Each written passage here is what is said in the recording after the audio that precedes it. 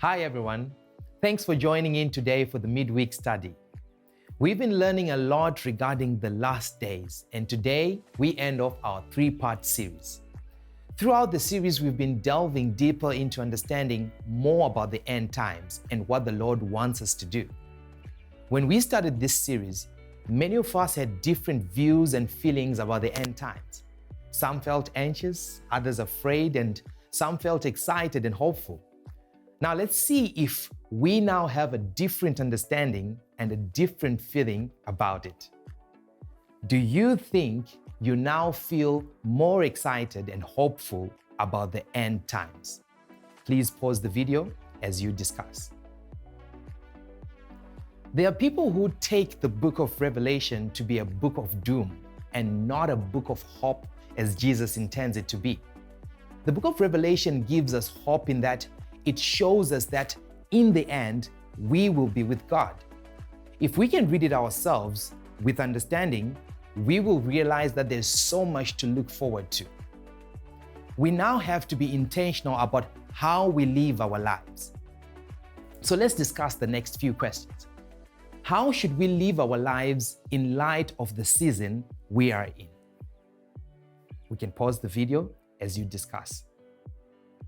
Whilst we're on that, let's remember that the Antichrist spirit's agenda involves distracting us from God. How does the Antichrist spirit and the spirit of lawlessness distract people? Please pause the video as you discuss the question.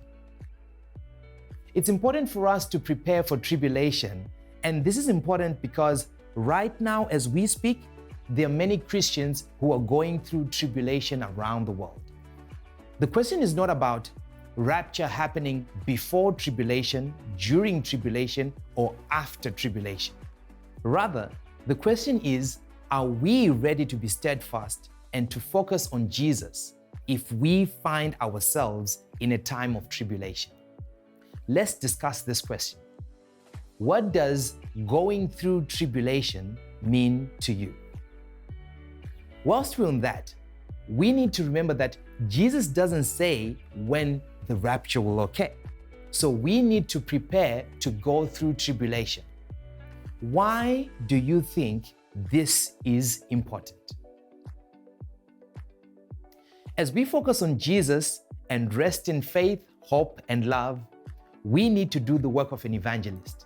Yes, each one of us. We are called to do the work of an evangelist. So let's discuss this question.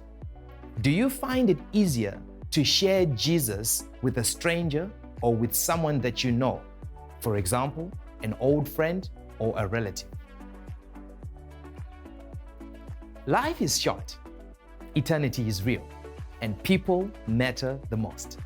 It's time to ask ourselves now, are we living with eternity in mind or just for the day? So let's discuss the following question. What often drives us to focus on the here and now and not have eternity in mind? And whilst we're on that, what benefits do we get from living with eternity in mind? If you're finding hindrances in sharing Jesus, what about starting with praying for people that you know who need Jesus? Ask Holy Spirit to show you friends, family, and colleagues who need Jesus, and start praying for them this week. Thank you everybody for making time to join us as we go through this study guide.